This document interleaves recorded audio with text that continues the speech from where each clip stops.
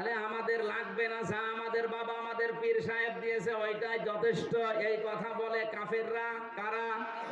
আপনি কি কাফের? আপনাকে আমি কোরআন হাত ধরে ধরে শিখিয়ে দিচ্ছি। আজ হাজারো মানুষ, আমার যতটুকু ধারণা, পীর সাহেব বাংলাদেশে 48,000-এর উপরে লেখাপড়া জানা, কোরআনের জ্ঞান হাদিসের জ্ঞান জানার মতো হাতে গোনা 5-6টা আছে। বাকি যতগুলো দরবার খুলে ব্যবসা চালাচ্ছে, ওর পেটে বম মেরে বলেন তো যে ইসলামী অর্থনীতিতে জাকাত ভিত্তিক অর্থনীতি কায়েম করতে হলে যে 8টা পয়েন্ট লাগে একটু বলেন তো, ও কিয়ামতের আগে বলতে পারবে না। নামাজ ভাঙ্গার কারণ 19টা ওরে জিজ্ঞাসা করেন তো। রোজা রাখার পরে ও রোজা ভেঙে যায় না ভাঙে না? ওযু করলে ওযু ভেঙে যায় কয় কারণে? বলেন বলেন। নামাজ ভাঙে কয় কারণে? ঈমান ভাঙে 10 কারণে। ঈমানও যে ভেঙে যায়, মানুষের ঈমান নষ্ট হয়ে যায়, এটা অনেকে জানেই না। আমি এই যে পয়েন্টগুলো একটু বলছি, যাদের খাতা কলম আছে হয় লিখে নেন, না মোবাইলে একটু তোলেন, দেখেন তো মেলে। পর্যন্ত আপনি শুনেছেন দেখেছেন যে কোনো হাফেজের বাড়ি কোনো মৌলানার বাড়ি মিলাদ হয়? কারণ জানে যে খাতা দিয়ে কোনো লাভ নেই, কারণ বানানো।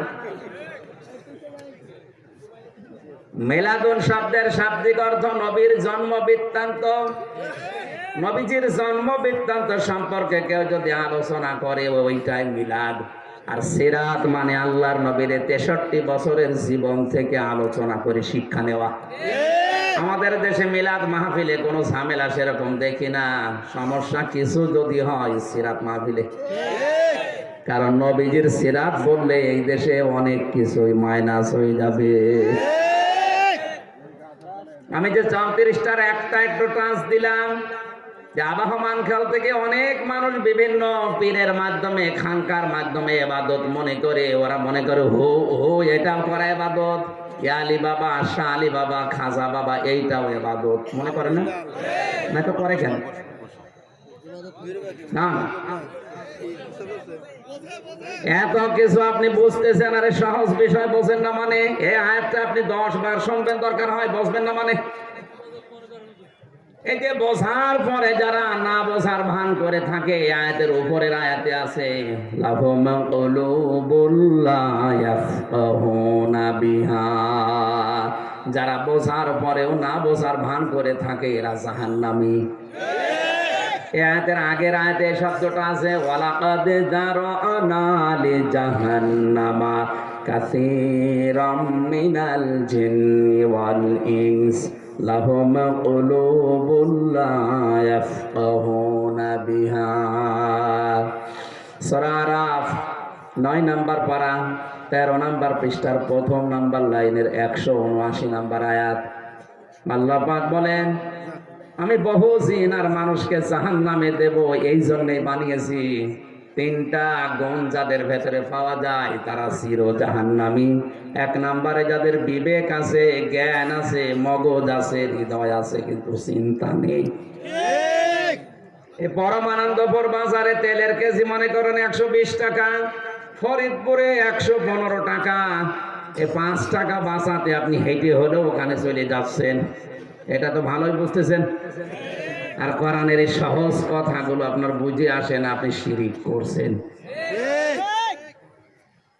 অনেক মানুষ এদেশে ছড়িয়েছে যে আমি জানি না তাই মানি না, আল্লাহ মাফ করে দেবে, তোর শাস্তি ডবল হবে। তুই জানিস না কেন? এটা তোর অপরাধ। জানার এত মাধ্যম দুনিয়াতে, তাও তুমি জানো না।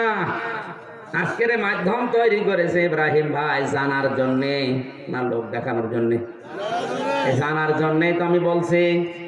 সুতরাং আবাহমান কাল থেকে যারা ইবাদত মনে করে এগুলো পালন করে আসছে, আপনি এই মুহূর্তে থেমে যান, বাদ দিন, ওটা ইবাদত না। আপনি তো শুনলেন কোরআনের সূরা আরাফের আয়াত দিয়ে, সূরা নিসার আয়াত দিয়ে একটাও মিলছে না।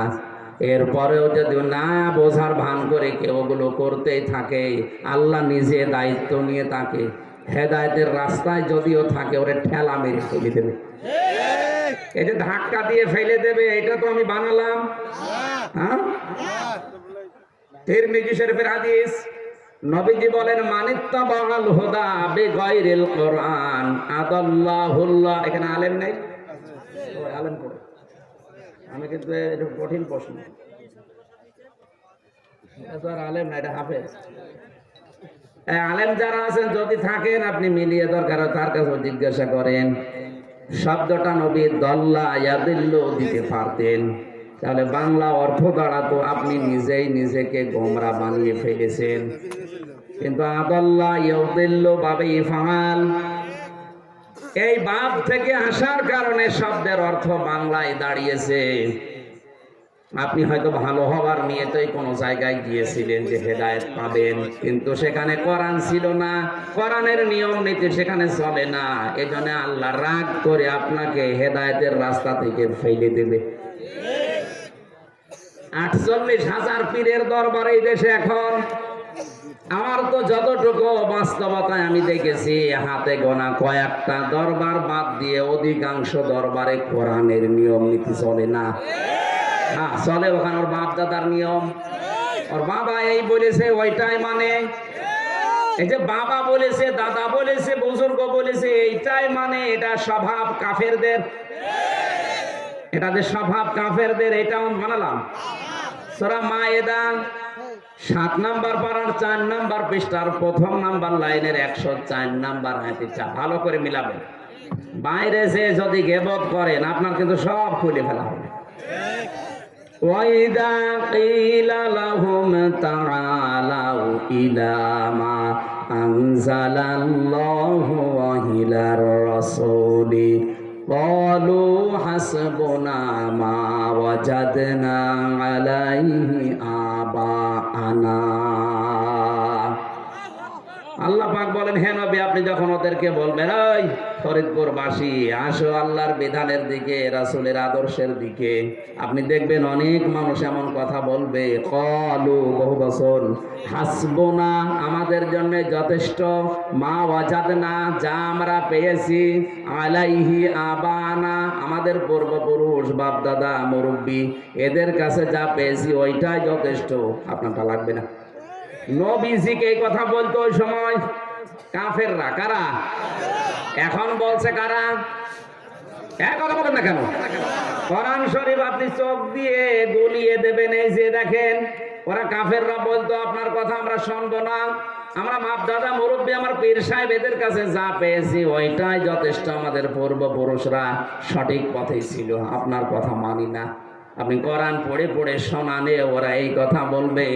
আমার তো মনে হচ্ছে 1,500 বছর পরে কাফেরদের ওই কথা অনেক মুসলমান এখন বলছে। আওয়ালাউ কানা, সাবধান, আওয়ালাউ কানা বাউহুম লা ইয়ালামুনা শাইআ ওয়া লা ইয়াহতাদুন। আল্লাহ আফসোস করে বলছেন, এই মানুষগুলোর পূর্বপুরুষ বাপ দাদা মুরব্বী এরা যদিও হেদায়েতের উপরে ছিল না, এরা কিছু জানতো না, এরপরে এরা অন্ধভাবে ওদেরকেই মেনে চলবে। 1,500 বছর পরে আল্লাহর এই কথাটা এখন একেবারে খাপের খাপ মিলে যাচ্ছে। তাহলে আমাদের লাগবে না যা আমাদের বাবা আমাদের পীর সাহেব দিয়েছে ওইটাই যথেষ্ট, এই কথা বলে কাফেররা। কারা? আপনি কি কাফের? আপনাকে আমি কোরআন হাত ধরে ধরে শিখিয়ে দিচ্ছি।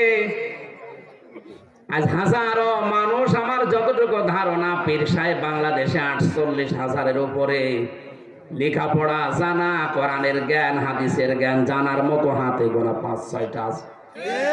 বাকি যতগুলো দরবার খুলে ব্যবসা চালাচ্ছে ওর পেটে বম মেরে। বলেন তো যে ইসলামী অর্থনীতিতে জাকাত ভিত্তিক অর্থনীতি কায়েম করতে হলে যে 8টা পয়েন্ট লাগে একটু বলেন তো, ও কিয়ামতের আগে বলতে পারবে না।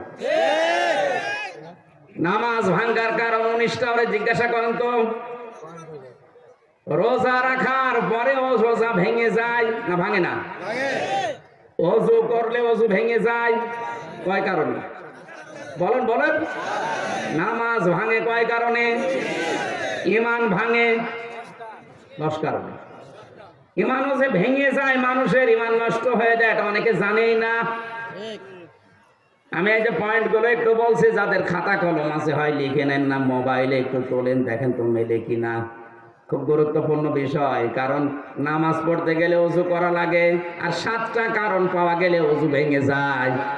নামাজ পড়তে গেলে 19টা কারণের একটাও পেলে নামাজ ভেঙে যায়। আপনি যতই সুন্দর করে নামাজ পড়েন, নামাজ আর বলেন বলেন রোজা ভাঙার কারণ আছে, হজ ভেঙে যাওয়ার কারণ আছে।